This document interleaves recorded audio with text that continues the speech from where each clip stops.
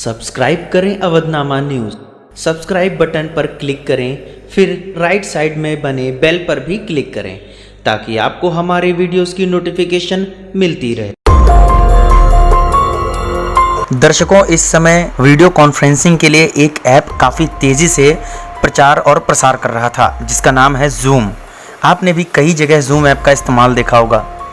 कई सरकारी कार्यालयों में चूँकि लॉकडाउन पूरे देश भर में है, इसलिए वर्क फ्रॉम होम के तहत कई लोग घर से ही काम कर रहे थे, जिसमें जूम का इस्तेमाल यानी कि जूम ऐप का इस्तेमाल काफ़ी हद तक होने लगा था। इसमें वीडियो कॉन्फ्रेंसिंग की सुविधा है। एक साथ एक से अधिक लोगों तक अपनी बात पहुंचाने का वीडियो के माध्यम से यह एक सॉफ्टवेयर है जो गूगल प्ले स्टोर पर अवेलेबल है। कई सरकारी कार्यालयों में जूम ऐप का इस्तेमाल होने लगा था।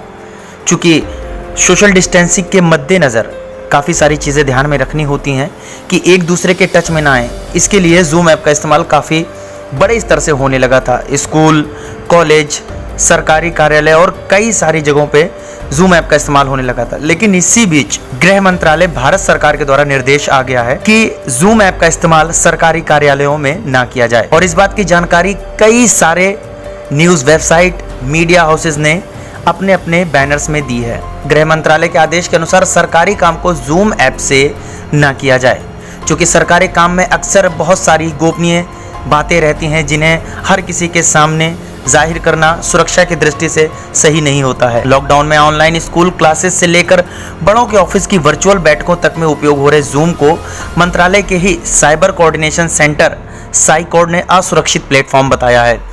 इससे निजता, साइबर सुरक्षा और डेटा चोरी होने का अंदेशा है। गृह मंत्रालय ने अपनी एडवाइजरी में कहा है कि इसके प्रयोग से बचें। जो लोग फिर भी उपयोग करना चाहते हैं वो सतर्कता बरतें।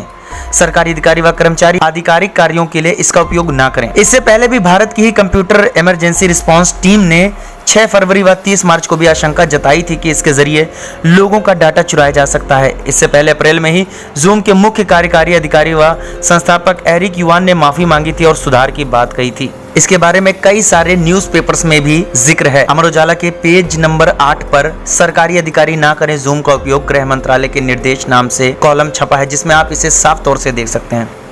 कई न्यूज़ वेबसाइट्स के अनुसार गूगल ने अपने कर्मचारियों को भी जूम ऐप का इस्तेमाल करने के लिए मना कर रखा है। क्योंकि पूरा विश्व लॉकडाउन की मार झेल रहा है, कई सारी दिक्कतें सोसाइटी में आ रही हैं। ऐसे में अगर किसी का डेटा चोरी हो जाए या फिर उसकी प्राइवेसी चोरी होती है तो ये उसके लिए और ज्यादा परेशानी की बात हो जाएगी। अतः गृह मंत्रालय के निर्देशों का पालन करने की कोशिश करें और जितना हो सके उतना सावधानी पूर्वक ही इस ऐप का इस्तेमाल करें। अगर आपको हमारी ये वीडियो पसंद आई हो तो वीडियो को लाइक करना, चैनल को सब्सक्राइब करना और वीडियो शेयर करना ना भूलें।